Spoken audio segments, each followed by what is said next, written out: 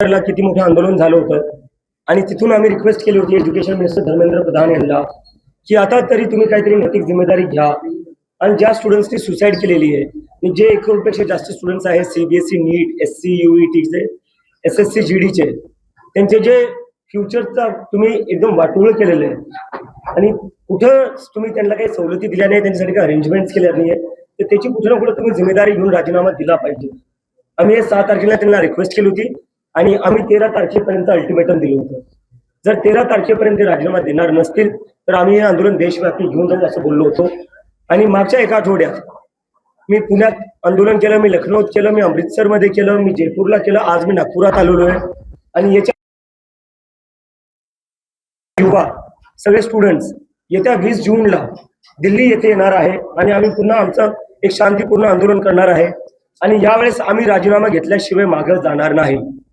तर आज नागपूरच्या आंदोलनानंतर मी सगळ्यांना आवाहन करतो, जेवढे या देशातील पेरेंट्स असतील, स्टुडंट्स असतील, युवक असतील, आपण सगळ्यांनी दिल्लीला 20 जूनला यायचं आहे आणि राजीनामा घेतल्याशिवाय जायचं नाहीये. कारण की आज आपल्या देशात, आज आपल्या डेमोक्रेसीमध्ये अकाउंटेबिलिटी नावाची गोष्ट राहिलेली नाहीये. काय अर्थ आहे अशा डेमोक्रेसीचा जर जिथं एवढे लाखो करोडो लोक म्हणतात की शिक्षण मंत्र्यांनी राजीनामा दिला पाहिजे तरी ते मंत्री त्यांच्या खुर्चीवर चिटकून आहेत.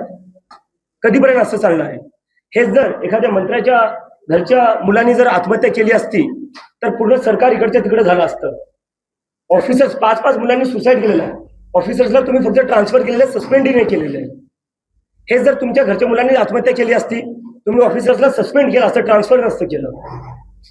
आणि माझी पंतप्रधान नरेंद्र मोदी यांनाही रिक्वेस्ट आहे, तुम्ही धर्मेंद्र प्रधान यांचा राजीनामा घ्या. जर तुम्ही त्यांचा राजीनामा नाही घेणार तर कुठं ना कुठं या आत्महत्यांसाठी आणि हा जो सगळा भोंगळ कारभार झालाय परीक्षांच्या बाबतीत, आज देशात एकही परीक्षा सरकारी अशी उरली नाहीये जिथं पेपर लीक होत नाही.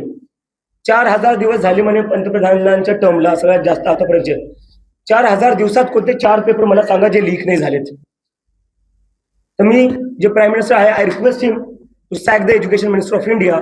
If he doesn't then he is also responsible for all the mismanagement in the examination and the suicide of all the students of NEET. Thank you.